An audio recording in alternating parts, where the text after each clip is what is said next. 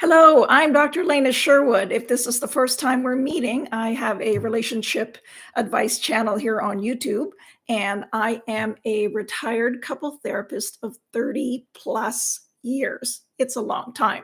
And so my job today, or my role that I now choose to do, is to provide some education.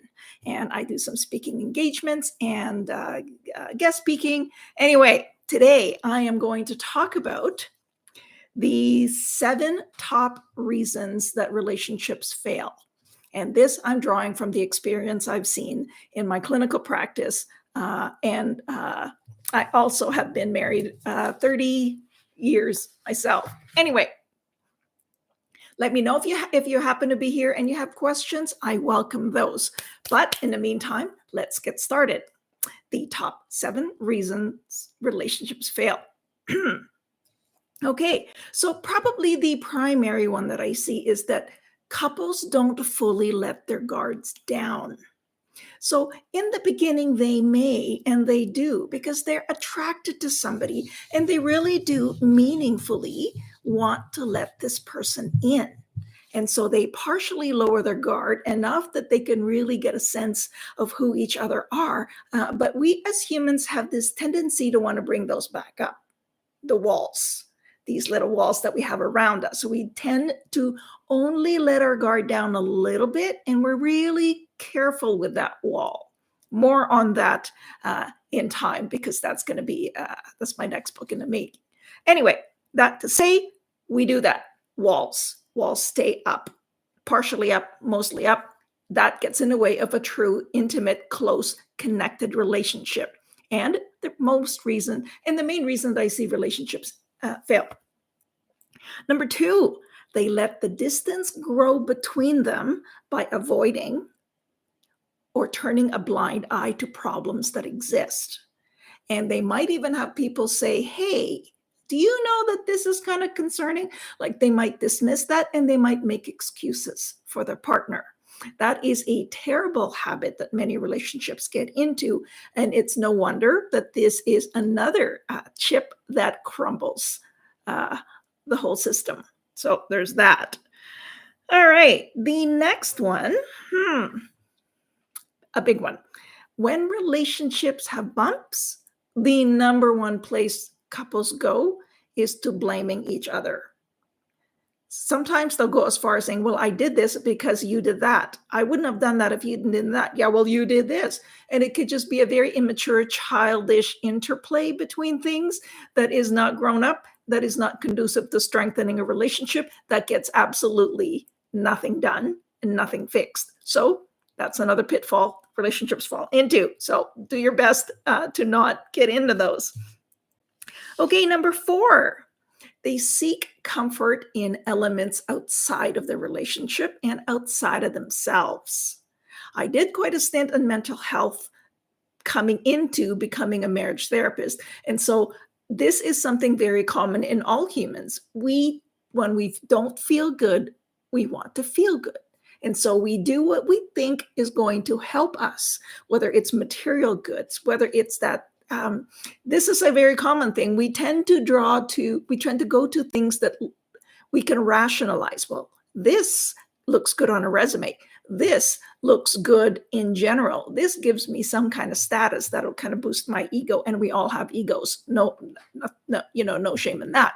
But we get it wrong on how to fix our relationships, which means the further out we go, the further apart we get in a relationship and with ourselves. Because again, a lot of, if not, I would say 100% or 99% of the pain we experience is to do with something deep inside that we might not be looking into. It's a broad generalization. I understand that. Okay. So there's that. And number 5, we don't deal with our personal issues, at least not in a healthy manner.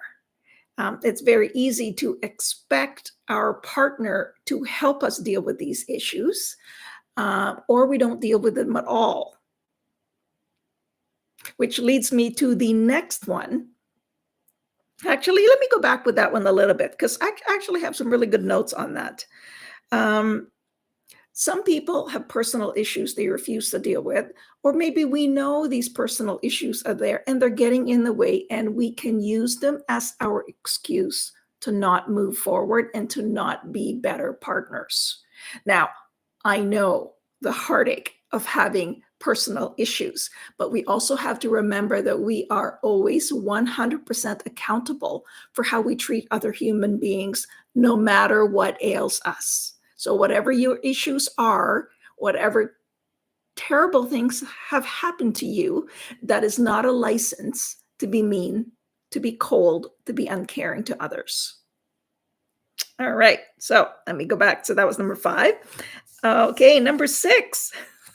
Number 6. This one cracks me up. We have unrealistic expectations of our partners. We expect them to be 100% emotionally available when we need them and in the way that we need. And they're supposed to know what that is. We expect them to read our minds. We expect them to honor the space we want when we haven't even asked for it. And we expect them to know when we don't need the space and what to do as they come back in.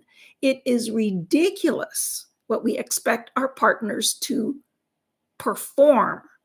And so I invite you to be very careful with what you think your partner you are expecting and voice it. Say it out loud. I want you to blah, blah, blah, blah, blah, and listen to yourself. Okay, and the last one, this piggybacks a little bit to the other one that I said, which is that we confuse support with therapy. As in, it's one thing to ask your partner to help you with some difficult feelings. It's another to expect them to help you fix it and to come up with the solutions and to receive everything you want to give them to do with your trauma and your pain and your difficulties and your suffering that may not be okay for them to receive. It doesn't mean they don't care, because many people are not equipped or eager or really want to deal with that heaviness. Because to be honest, that stuff you deal with a therapist. And so make sure you are clear on what you're expecting, again, when it comes to support. The problem isn't necessarily with the one person expecting it, but this is where a lot of partners get into trouble, is we try to be their therapist. As in, we try to make their worlds better. We try to give them suggestions. We try to be their everything, and that leads us to burnout, exhaustion, and a feeling of emptiness and loneliness. Because when you are being fully for somebody else, you are not there at all for yourself. So I hope you have found this helpful, and feel free to subscribe. And don't forget, I've got all kinds of playlists going on to give you a hand with keeping your relationship healthy, getting one established. My motto is love strong or move along. Thank you for listening.